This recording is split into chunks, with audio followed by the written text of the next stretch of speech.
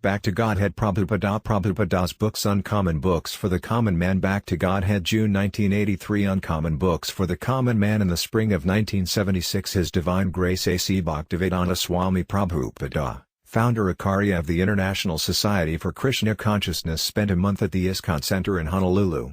There he worked intensively at translating and commenting on the Vedic classic Srimad Bhagavatam.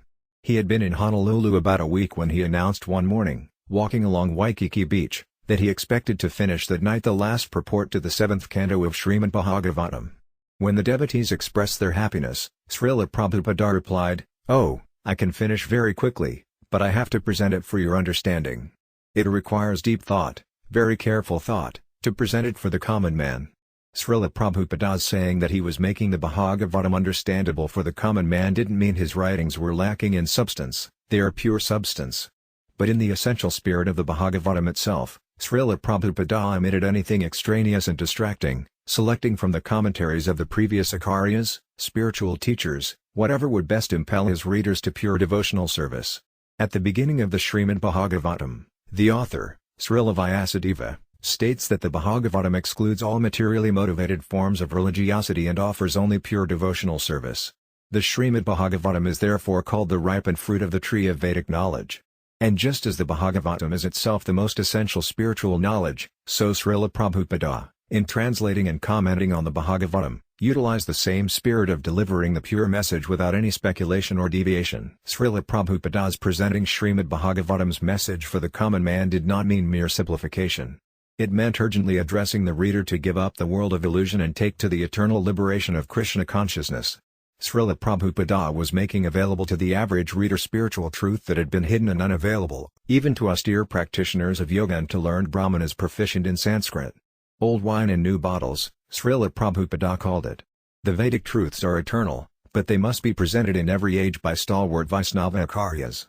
On the authoritative basis of the Vedic literature, the acharya clearly establishes the Vedic conclusion as relevant, universal truth. Modern society is so degraded, however, that an acharya can no longer appeal to the authority of Vedic scripture. No one will accept it. Srila Prabhupada's writings, therefore, deal with such theories as the origin of life by chance, Darwinian evolution, and chemical evolution. And he defeats them all with strong logic, establishing that life comes from life, not from dead matter. Srila Prabhupada even dedicated one of first books, Easy Journey to Other Planets, to the scientists of the world, and he adapted the Bhagavad Gita verses quoted in that book into scientific jargon of matter and antimatter. Thus he deftly used scripture and logic to establish the Vedic conclusion. Srila Prabhupada's writings also combat the false teachings of bogus yogis, gurus, and incarnations, who appear like a tidal wave of falsity in the modern age, both in India and the West. His writings also criticize modern political institutions, analyzing why monarchies fall, why democracy is also failing, and how dictatorship will increasingly harass the citizens. The government's policies and their abusive taxation, their propaganda, their abandonment of simple, agrarian life, Srila Prabhupada discusses all in light of the scriptures. In his travels, Srila Prabhupada observed the rampant degradation of human society, sexual liberation, the latest fads in intoxication, and the vicious crimes of animal slaughter and meat eating. And his criticisms and solutions focus the timeless Vedic wisdom on today's world.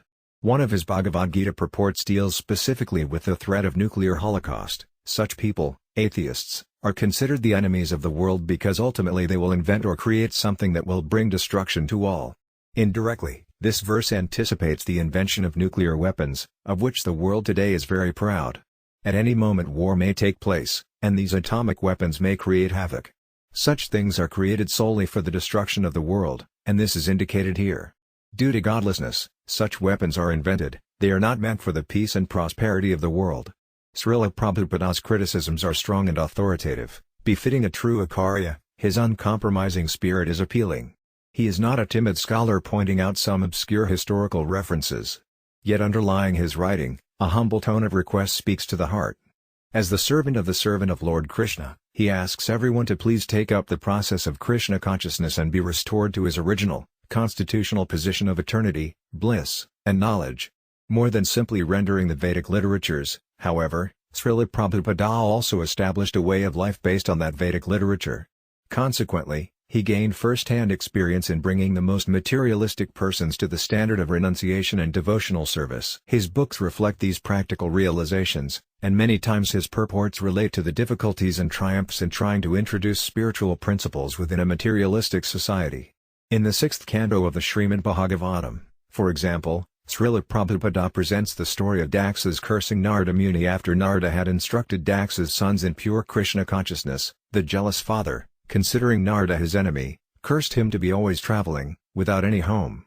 In his commentary, Srila Prabhupada writes that he also was cursed by the parents of his disciples and that, therefore, despite his having many centers around the world, he must constantly travel and preach. Thus Srila Prabhupada imbued his writings with the thoughtfulness of his own personality, that of a pure devotee faithfully dedicating his body, mind, and words in the service of the message of the Srimad Bhagavatam. Srila Prabhupada's books, therefore, are eternal truth made practical. They combine the thoughtfulness of a textual scholar with the practical application of a transcendental social and political reformer. Many scholars have translated and commented on the Vedic literature, but their writings have lacked the potency to change the heart of the reader and make him a devotee of Lord Krishna. Srila Prabhupada's books, however, are genuine, and they are inspiring thousands of people throughout the world to become devotees of the Lord. SDG